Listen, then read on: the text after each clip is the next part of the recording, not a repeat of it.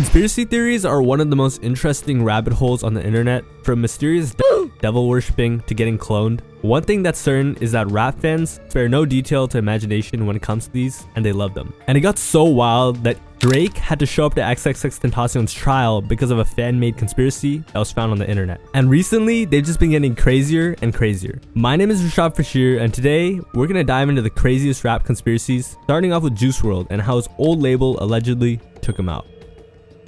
The first rapper who fans have made conspiracy theories about is none other than Juice WRLD, and most of the conspiracy theories are around Juice WRLD's sudden and unexpected passing in 2019. The most popular being that Juice WRLD's label purposely got him killed. When it originally happened, a lot of facts were hidden, and it was clear the whole story wasn't told as there was an ongoing legal situation. So fans were already suspicious, and when Juice WRLD's girlfriend explained that the details were not being revealed, the theory that Juice WRLD's label conspired to get rid of him became pretty popular and supported by quite a bit of evidence. I've been quiet for the past year and a half.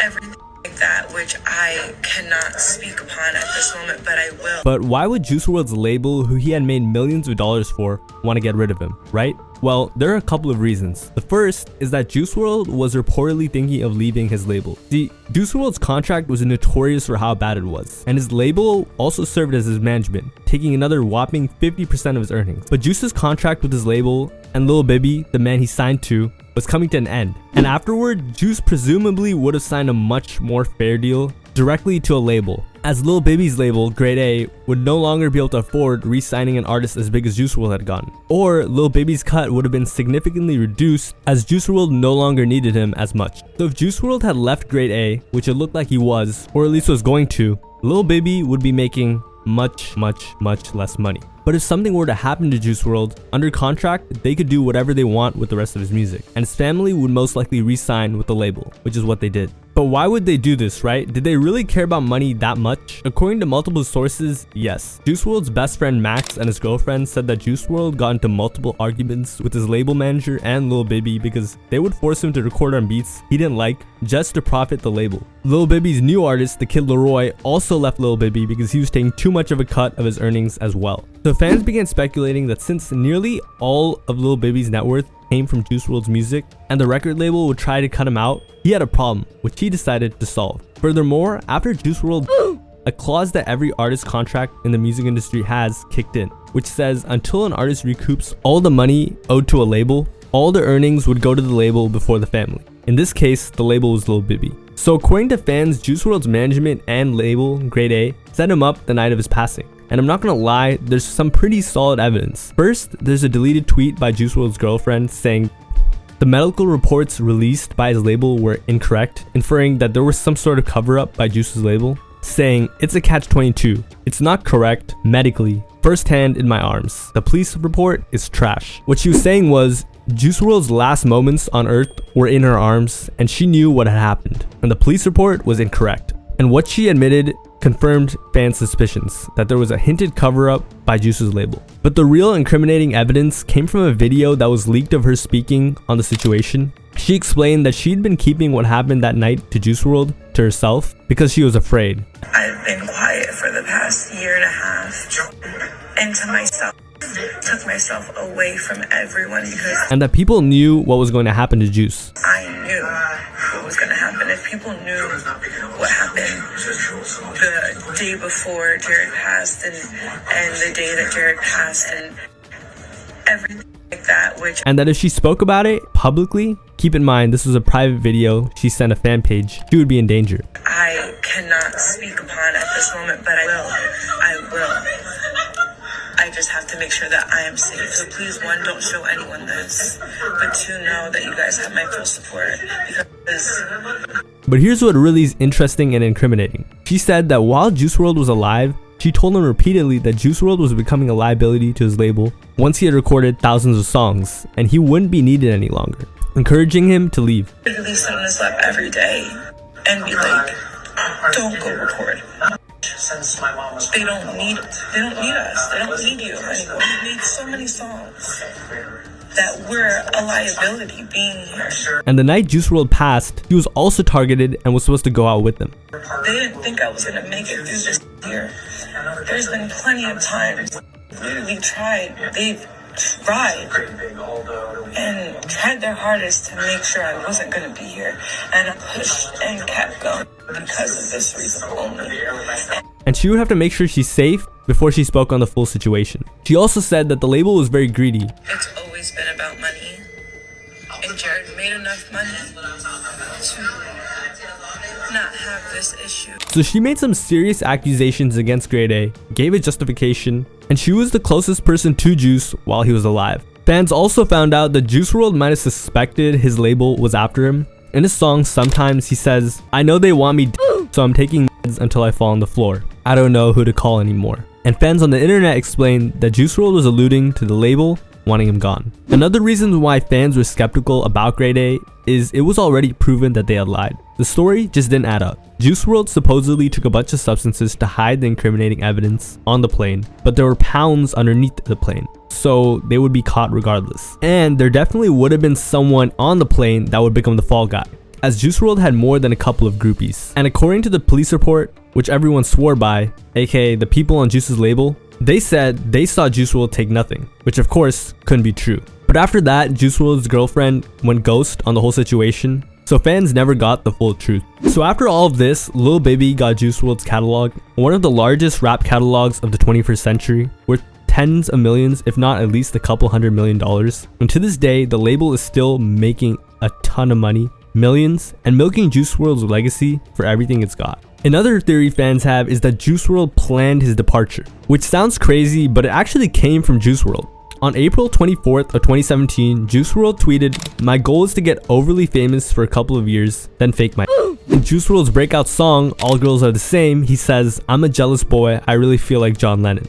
The night everything took place, he boarded the private flight around 11 p.m. on December 8th of 2019. John Lennon was on December 8th, 1980 at 11 p.m. Furthermore, on Juice WRLD's song Legends, he says, "We ain't making it past 21. But what really made fans think this was real was when Juice WRLD's close friend Clever supposedly confirmed he was still alive. Clever and Juice WRLD were good friends, and Juice even put Clever on his sophomore album. Fast forward to 2021, and Clever revealed the tracklist for the new album, Crazy, where fans noticed that if you read the first letter of every song name on the tracklist, it says Juice WRLD is still alive. So, do you think this is real? Personally, I just think Juice WRLD's ex-management / label is just really greedy and milking his legacy for every drop, but there's no way they got rid of him. That's just insane. The next rapper, or rappers I should say, that have conspiracy theories floating around their names are Drake and XXXTentacion. And this is probably one of the most popular theories that has been out there on the internet in rap. The theory is that Drake was the one that XXXTentacion. And it got so out of hand at one point that the defense lawyer for X's murderers even managed to get the judge to court order Drake to testify in court for X's case. But if you're unfamiliar with X, you might be wondering, why in the world would Drake X, and how did it get this out of hand? Well, while X was alive, him and Drake had a very public beef. Drake and X's beef began when Drake was previewing his song KMT. And a lot of people noticed Drake's flow sounded eerily similar to X's flow on Look at Me, a smash hit on SoundCloud at the time. And Drake actually spoke about the allegations on a radio show.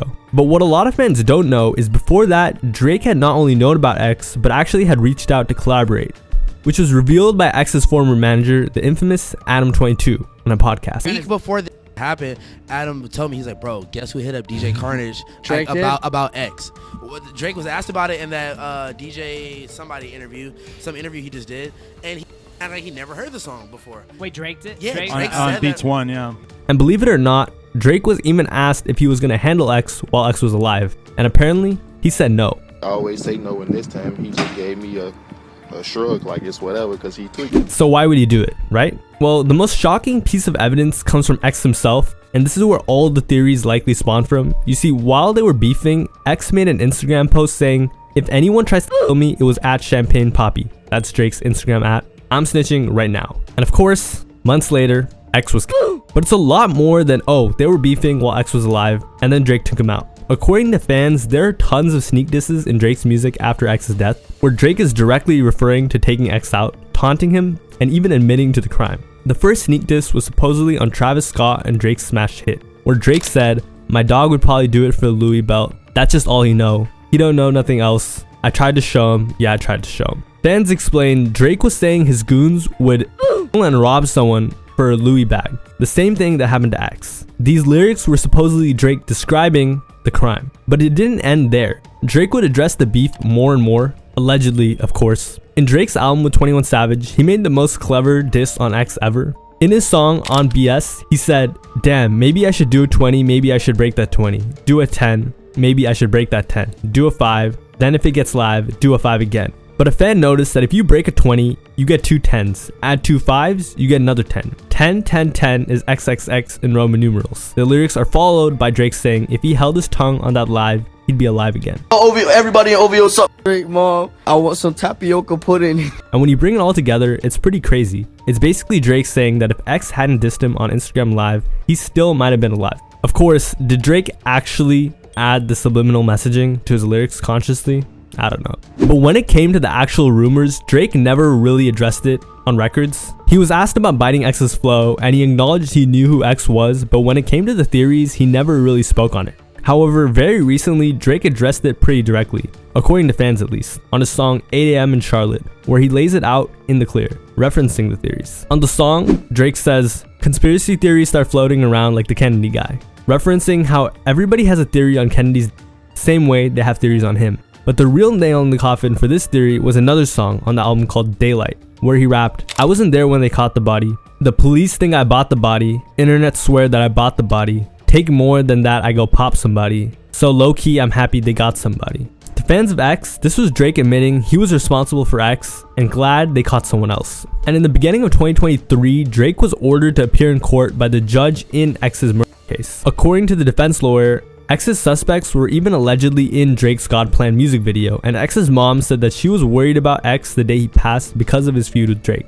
Drake failed to show up for the first deposition, and afterwards the judge excused him. So is this theory real? Definitely not in my opinion, because Drake is so big and has so many fans that there are tons of conspiracies surrounding him at all times. For example, another popular one is that Drake has been using AI to make his music and hasn't been making music himself for years. AI music generator. It's been out for a long time. You know how the Drake song is getting sued? There's a theory. He's been using it? He's been using it, bro. What? Been using it, bro. When the tech finally dropped, that's probably when he dropped it, just to test it out. A single out of nowhere like that? And a beat like that? Interesting, huh? As a rapper that big, at that point, you're mentioning about retirement, you have all this money. What are you gonna do? Work smarter. Exactly. And there are plenty about X too. For example, some fans believe that X is still alive to this day. After X passed, a lot of fans thought he was still alive, for real. For example, on the popular show The Breakfast Club, a fan phoned in and claimed that X was still alive, and all the news was just about a scene he had shot for his music video, and that he had proof. I was hearing you guys talking about the XXXTentacion situation. So I was on Facebook this morning, and basically the whole scenario with the whole fact that he's not even true. He shot that scene for a music video. Oh, God. That's what he was saying on Facebook Live. So he's not. He is not. Oh, God. And despite the host trying to explain the truth, the fan wouldn't budge. Why you the only person that know this, sir? Why are the police reporting that he is? They took him to the hospital. He is not. He was on Facebook Live last night saying that he had shot that scene for a music video. Oh, God. Tony. But you see, this isn't just one fan. It was many others on the internet who also claimed that X was alive. And an outraged Charlemagne said, "The disregard for other people's lives via social media is not normal. And the fact that people don't even know what's real and fake anymore is troubling." My people, that's sad when people have zero clue what reality is anymore. We have reached a dangerous place in our society, and that's why people pull out you sparingly and correctly, but this has become our life so much that we aren't even able to recognize reality from fantasy and fact from fiction. People are allowed to go on their devices and be whoever they want and say whatever they want, and there are rarely any consequences to the recklessness that so many of us display via social media. We have normalized so many things that shouldn't be normal. Clue what reality is anymore. We have reached a dangerous place in our society, and that's why people pull out their phones to record these tragic situations. So yeah, a lot of these theories are crazy and delusional. The final rapper on this list is Yeat, and he has a ton. But the most interesting conspiracy theory is the theory that Yeat is a devil worshipper, and he sold his soul to the devil for the riches and fame. Rappers being called devil worshippers is nothing new, the most famous recent example being Lil Uzi. Have you heard about this conspiracy theory that's going on online right now? That basically people think that Lil Uzi Vert spells out to Lucifer? Yeah, I be seeing that. What do you think about that? I don't know. They I go to church every Sunday. Yeat's devil references began when he dropped his album I'm So Me in 2019. And this time, the album cover depicted Yeat playing chess with the devil. The devil is coming out on top, and Yeat is struggling to fight his demons. And on the side, you see a large pile of money, implying if the devil wins, he has to sell his soul. But it's more than just imagery. A couple years later, fans found something much more interesting. In the same album, the 12th track is called Roxy, and the 13th track is Intro to 2022. And what would you know? In the beginning of 2022, Yeat sold out the Roxy Theater in LA, and it was even shut down because of how many people showed up, which fans claim was the doing of the devil. But where fans really got the idea that he was a devil worshipper was when he admitted to it, allegedly, on a smash hit, Money So Big. On Money So Big, he said, "About to tell you how I'm doing this. I got the devil on my phone. He told me keep doing this. Yeah, devil taught me how to get rich." A pretty clear implication. And as of right now, this also happens to be his most streamed song. And there's even more. Take a look at this picture. You probably noticed Yeat flexing a lot of cash, but pay attention to his arm. That's a sigil tattooed on his arm. Sigils are an inscribed or painted symbol considered to have magical power, and each sigil has a different desired outcome. The closest sigil to Yeat's is this one, the Naki sigil, meant to bring you wealth and earthly desires. You can also customize sigils, which is what Yeat had done, meaning he had added his own secret twist to it. And fans thought, if you use an occult magical symbol and have it tatted on you, you might believe in devil worship. But being a devil worshipper wasn't the only explanation fans came up with for Yeat's massive success and come up. Other fans believed he was a celebrity dealer, and that's how he got all his connections. How the f has Yeat done what he's done? I actually have a theory. He probably like sold to some famous people or some shit, because like how do you get a photo with Drake when no one knows who you are? But you never know. I feel like, and that Yeat somehow used those connections from being a dealer to finesse a music career. How he got famous thing with Yeat or something, I don't know. There was like in an interview and he was like, yeah, I didn't know what kind of music I wanted to make. And then I went to Atlanta and these producers were like, make this. And I was like, dope. You know, like how it happened. I mean, on some level, bro, like it's the lamest. You know, I know he just had like a cover story with Complex. I don't know Yeat. I'm just saying. There's another theory where fans believe that Yeat carefully wove in a Juice WRLD tribute. At the end of Yeat's verse in his song Double, he raps, "Hold up, 777, park that back up like I'm double heaven. Hold up, triple deuces, 777, 777, and triple deuces, 222. If you add 777 and 222 together, that equals 999, which is Juice WRLD's number." And then he ends it with, "All juices and speak to heaven." But whether or not Yeat actually meant this is kind of up to a debate. The last interesting conspiracy theory about Yeat is that he's an alien. It started when a fan noticed that in one of his snippets, you could hear Yeat saying, "I'm from outer space," saying, "Does anybody hear it or is it just me?" And a lot of fans agreed with him. Yeat is a little weird, but after this, some of those fans began to think he was an alien. And there's more to this as well. In an interview, Yeat had previously said that he had met aliens, and prior to that, he had posted a story saying, "When I was young, I seen an alien and they told me what to do. That's all I remember for real." And later on, he confirmed this, saying, "That was real. It was real." I won't go into much detail because I'm not sure if they want me to talk about this right now. The aliens, I mean. I will say one thing though. Everything before that feels fake. Sometimes I think I'm not even from here because I have dreams about other planets. So fans were like, yeah, he's an alien. So are any of these actually real? Honestly, I don't believe a single one. To me, they're all pretty crazy and far-fetched, but I do see how people fall into these rabbit holes. When you take all the evidence and put it together, sometimes it can look pretty feasible. But when you zoom out and take a step back, you're like, yo, this is crazy. The issue is these people don't do that. Anyways, that's it for this video. My name is Rashad Bashir. Thanks for watching and have a nice day.